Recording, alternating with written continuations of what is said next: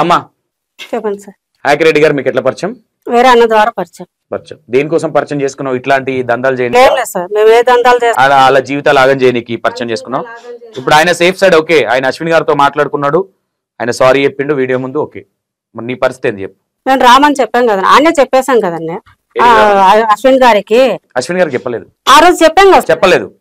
తర్వాత మీరు పారిపోయిన తర్వాత నుంచి నాకు ఫోన్ లో చెప్పారు మీరు. లేదు సార్, ఫస్ట్ పాప చెప్పింది. ఇప్పుడు నేను అశ్విన్ గారికి ఫోన్ చేస్తా, అడగండి అమ్మని. ఆయన ఇదంతా ఎందుకు? ఓకే పరిచయం అయింది, గుడికాడికి పోయారు, సినిమా షూటింగ్ పోయారు. అవును. సినిమా షూటింగ్ ఎవరిని తీసుకుపోయాను? మీ పెద్దమ్మాయినా? చిన్న అమ్మాయి సార్. ఇప్పటిదాకా పెద్ద అమ్మాయి అన్నారు, ఇప్పుడు చిన్న అమ్మాయి. పెద్ద అమ్మాయి కాదు సార్, చిన్న అమ్మాయి. మీ ఇంట్లో హీరోయిన్ ఎవరు? హీరోయిన్ ఎవరని మేము చెప్పలేదు, చిన్న అమ్మాయి. సినిమా షూటింగ్ లో అమ్మా హీరోయిన్ చేసేది ఎవరు? చిన్న అమ్మాయి పెద్ద? చిన్న అమ్మాయి సార్. పెద్ద అమ్మాయి? పెద్ద అమ్మాయి ఇప్పుడు ఏం చేయలే. అప్పుడు చేసి 2019లో ఒక మూవీ చేసిన, అది మధ్యలో ఆగిపోయింది. ఓకే ఓకే అమ్మా, నేను ఆకిరెడ్డి అన్న ఆకిరెడ్డి అన్న ఏం అర్థమైంది ఓవరాల్ గా నీకు? ఓపెన్ గా చెప్పు. వీళ్ళతో దోస్తాన్ చేసినందుకు ఈ రోజు నీకు ఏమనిపిస్తుంది మనసులో? ఇప్పుడు అన్న ఆడికి పోయినందుకు మనం మంచి చేద్దామని పోయినాం. మళ్ళా వేరే అవుతుంది.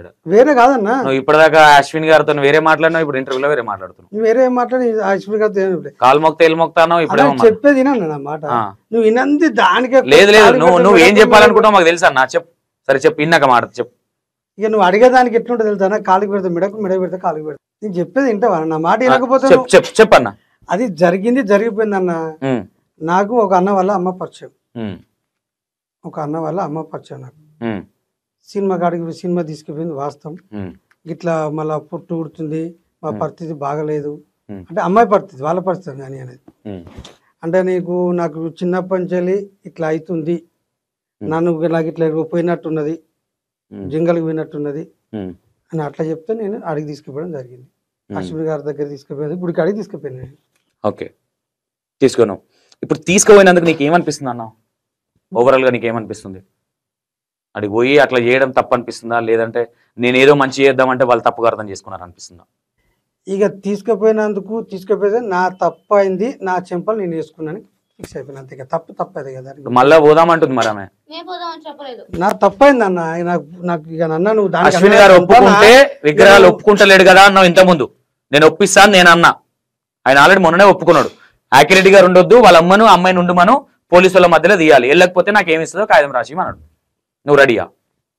నేను ఒక్కదాని చేస్తానని చెప్పలేదన్న, నాతో పాటు అతను ఉంటే చేస్తా అన్నాను. ఎవరైనా ఇంక వదిలేండి అన్న, మీరు విగ్రహాల జోలికి వెళ్ళొద్దని నేను మీడియా ముందు వదిలేమన్నా చెప్పాను, నేను వదిలేస్తున్నా అని చెప్పాను. అర్థం కాలే. మేము వదిలేయమన్నామా, మీరు వదిలేస్తారా? మేమే వదిలేస్తున్నాం. సరేనా? ఇక మళ్ళీ ఎప్పుడు వీడియో ముందుకు రారు, ఎక్కడ ఈ జోలే రావు. ఓకే ఆకిరెడ్డి అన్న, మీరు చెప్పేసారు, ఇక మీరు ఎక్కువద్దు, మిమ్మల్ని ఎక్కువ ఇబ్బంది పెట్టదలుచుకోలే. ఓకే అన్న, మీరు వెళ్ళిపోండి, నేను వీళ్ళ మమ్మీతో మాట్లాడతాను. ఓకేనా? రైట్ అన్న. అమ్మా 1 to 1 by 1 క్లోజ్ చేసుకుంటాం. సుభాషిణి గారు హైదరాబాద్ కి ఏ ఇయర్ లో వచ్చారు? 2015లో వచ్చాను సార్. 2015లో వచ్చారు.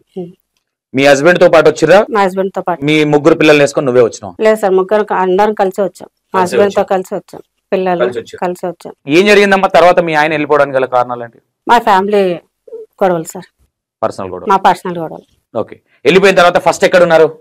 హైదరాబాద్ రాగానే? మేము హైదరాబాద్ రాగానే ఫస్ట్ హైదరాబాద్ లో ఉన్నాం, తర్వాత ఉప్పల్లో ఉన్నాం. ఉప్పల్ నుంచి డైరెక్ట్ చందానగర్ నుంచి మళ్ళీ. మీ మీద ఒక ఎలిగేషన్ ఉందమ్మా, చెప్పండి సార్.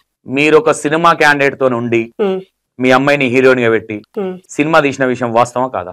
ఆయనతో ఉండి కాదు సార్, కలిసి చేద్దామనేసి చేశాము. ఆయన సడన్ గా యాక్సిడెంట్ చనిపోయాడు. ఇద్దరం కష్టపడి నా దగ్గర ప్రూఫ్ కూడా ఉన్నాయి. ఆయనకు అన్నం తినిపించిన విషయం వాస్తవం కాదా? కాదు సార్.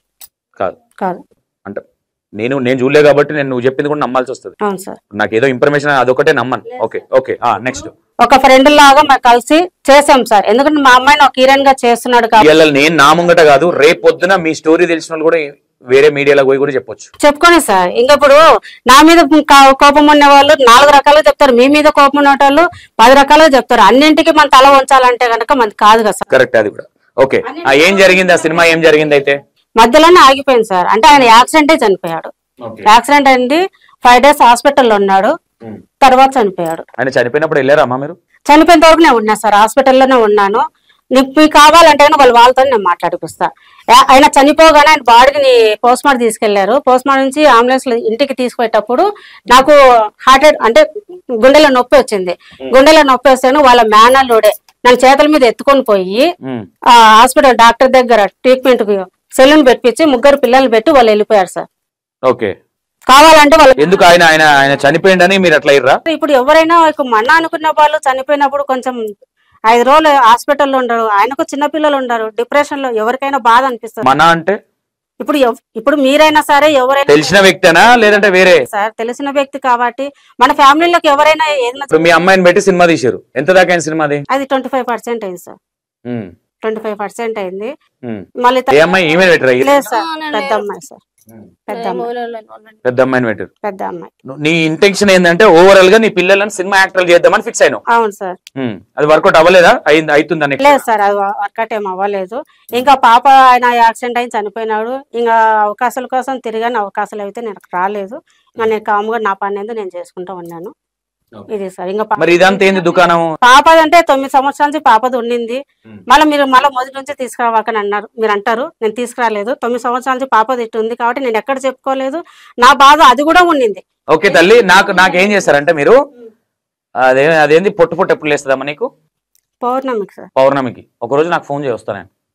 పౌర్ణమి రోజు ఎంతగానో పొట్లు వేస్తుందో చూద్దాం. సంచులు గించులు ఏమైనా వేసుకొని రావాలా, ఉట్టినే లేస్తుందా? సార్ అంత లేదు సార్, మేము ఎక్కడ చెప్పలేదు సార్. అది పౌర్ణమికి వస్తుంది కదా, ఇడిపోయేంత వరకు. కోపం కాదు, నాకు నవ్వు వస్తుంది లోపల. నవ్వు మరి లోపల నవ్వుతో బయట నవ్వు. మొన్న కదా ఇంటర్వ్యూ అయిపోగానే బయటకు వెళ్ళి ఏడ్చినట్టు అనుకుంటున్నావా? అది ఏడ్చింది వేరే విషయం. ఓ నువ్వు ఓవర్ యాక్టింగ్ చేయక, నా మస్తు తెలుసు. మొన్ననేమో మా అమ్మ కోసం అంటివి, మొన్న ఇంటర్వ్యూలేమో శ్రీనివాస్ తో కూర్చున్నప్పుడేమో పోయి ఆ పరదల కింద ఏడుస్తుంది. ఎందుకు ఏడ్చినావు ఆ రోజు? నువ్వు ఏ విషయంలో ఏడ్చినావు? ఏం బాధ? శ్రీనివాస్ గారితో పక్కన కూర్చోబెట్ల ఒక చీరలనా? లేదు. మరి ఏం బాధ అయింది నీకు? బాధ అంటే కనుక ప్రతిసారి ఇలా మాట్లాడుతున్నారు వాటికి వీటికని నాకు బాధ. మనం చేసే లెక్కలు అట్లా ఉన్నప్పుడు నేను ఎక్కువ బాధపడేది మాత్రం ఒక మాటకి, నాకు దెబ్బ ఉంది కదా అన్న స్థానం అన్నారు. నాకు దెబ్బ ఉంది కదా నేను కూడా నాగకర్తిగానే అయిపోతాను అన్న. అసలు నువ్వు నాగ కన్యవే కాదు, అసలు నువ్వు వేస్ట్ ముచ్చట్లు మాట్లాడక. ఇంకా అయిపోయింది కదా, చాప్టర్ క్లోజ్ చేయి. ఆల్రెడీ 8 నెలలు జరుపుకొచ్చారు. మీ అమ్మ ఏదో సినిమా తీద్దాం అనుకుని నిన్ను పెట్టు యూట్యూబ్ ఛానళ్ళల్లో మీడియా ఛానళ్ళల్లో నిన్ను పెట్టి సినిమా తీసింది. ఆ సినిమా సక్సెస్ కాలే, అక్కడ ఈ సినిమా సక్సెస్ కాలే. ఎట్లా చేద్దాం మరి? ఇది మాటలు లేవు కదా, సమాధానం లేదు కదా, ప్రిపేర్ అయ్యి రాలే కదా. నేను దేనికి ఎప్పుడు ప్రిపేర్ అవ్వను. డైరెక్ట్ అటాక్ చేద్దాం అనుకుంటా కానీ దొరికిపోతావు. అటాక్ లేదు, అటాక్ కూడా చేయాలని అనుకోవట్లేదు.